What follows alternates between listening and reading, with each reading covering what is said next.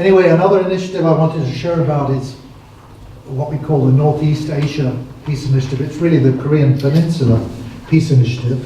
And again, the same basic format, the same. Here you have not a wall, but a demilitarized zone that separates North and South Korea. We all know the North, very, very dangerous player in the international community, already firing off missiles towards the United States, rattling sabers about using nuclear weapons. They have nuclear capacity, we know that. And before long, they could have it in a deliverable form. It could become a factor in terms of threatening the South and other countries in the region. So very, very, probably most professional diplomats and politicians around the world, statesmen, would recognize this is probably the most dangerous, potentially the most dangerous hotspot in the world, the Korean Peninsula, for all the fact that it's peaceful at the moment. So Father Moon has been working for a long, long time. He always saw that this would be potentially a flashpoint, not just for Korea and for that part of Asia, but for the whole world, because of the nuclear issue, because of many things. So as I think it was David Earl shared with us this morning about Father Moon going to the north, he met with Gorbachev very courageously, but also even more courageously went to North Korea, where North Korean regime, according to the FBI, has tried 20 times tried during his lifetime 20 times to assassinate Father Moon. One time they intercepted a whole truckload of high explosives in one of the tunnels under the Hudson River, which was headed towards Father Moon's house in the north of New York. Many, many ways he tried to end Father Moon's life, because he saw him as the #1 threat to North Korea, because he was regarded by them, and as he was by many other people, as the king of anti-communism in the world, showing up the deficiencies and the dangers of communism. So going to North Korea, as he did in 1991, at about this time of the year, I think November it was a very courageous thing, because he didn't know, and none of the people around him knew whether he would come out alive or not.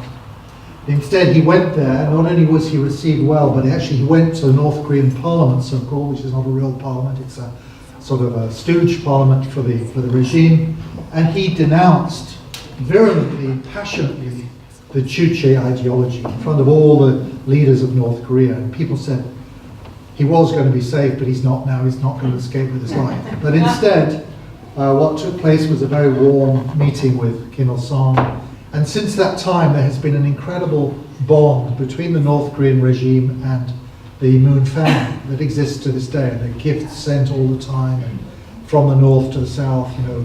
Father Moon was awarded posthumously the Grand Reunification Prize or something for his work to bring about the reunification of North and South Korea by the North Korean regime.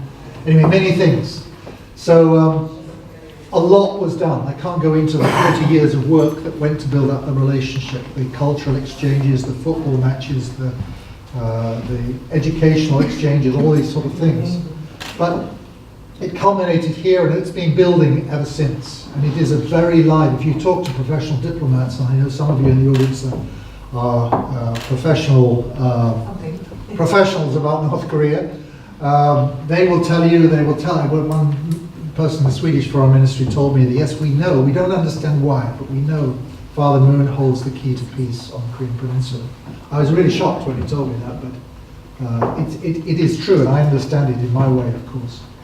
Anyway, all of these things were done, but I just want to share with you about what we've been doing in Europe, because the North-South reunification thing is not limited to North and South Korea, because South Korea is limited in what it can do in the North.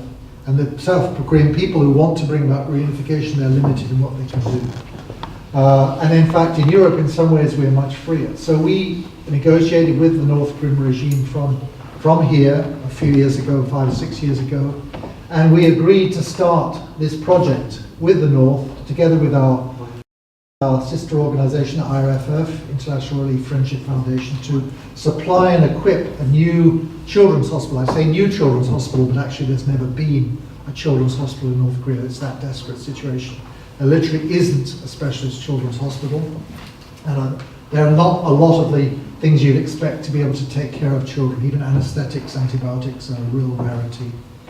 So we've been working on that level to try to ease that problem. Anyway, that is, in a nutshell, is the project, supplying and equipping a new children's hospital. We have had donated from the North Korean regime one of these old workers' apartment blocks that they're going to turn into are turning into a hospital. And so far, actually 16 nations in Europe from UPF and IRFF have collaborated together and are working together to source all the supplies and equipment and medicines that are necessary for this project. We signed an MOU between ourselves and the Red Cross of North Korea. We've made so far 5 shipments, I won't go into all the details, all sorts of very specialist equipment. 5 or 10 years old in Europe, it's like gold dust to them in North Korea. They haven't seen such modern or sophisticated equipment, even though our hospitals are getting rid of it.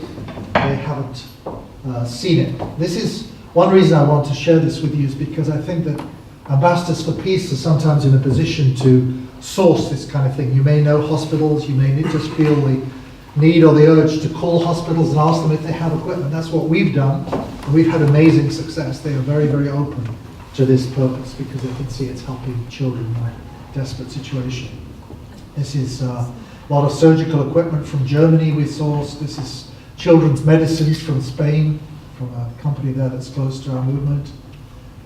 This is from Norway, from 2 hospitals in Norway, getting rid of their old children's equipment, children's respirators, breathing aids, microscopes, and so on. Very gladly donated. Didn't cost us a penny.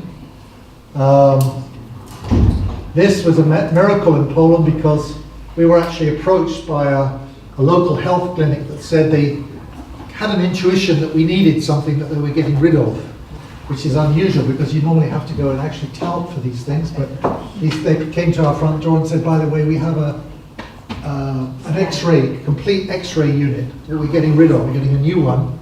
Would this be of use to you? And we said, of course. And so that found its way also to North Korea. This is the actual X-ray thing. So the total value, not that we paid a penny of it, but the total value of all the equipment and supplies, the medicines, the antibiotics, the anesthetics, and so on and so forth, that we've shipped is around about €250,000 to date. But that's a fraction of what we want to do, because we've got to not only supply and equip this place, we've got to keep it going for the foreseeable future. So if you, first of all, I want to just explain this because Europe is very significant, even way beyond Europe, in terms of brokering a peace. If they feel the kind of heart, which is what this is done with, which is a very unconditional heart, we don't judge them for the atrocities that go on there, or for all the other things that would never be tolerated in the Western society or in most of the rest of the world. So now they're clamoring. We've had to stop for the last 2 and a bit years because of troubles there, and we couldn't get verification. There's all kinds of unrest there. But now we feel the time is right to start again, and they're actually urging us to do that, and we will do that. But if you could bear in mind the possibility of helping, maybe with a donation, maybe just giving, or if you know where there's spare medical equipment somewhere, medicines, we would love to hear from you because we need a lot of it, unlimited supply of it, they need that. Anyway, that's something we're doing from Europe to help this North-South peace initiative.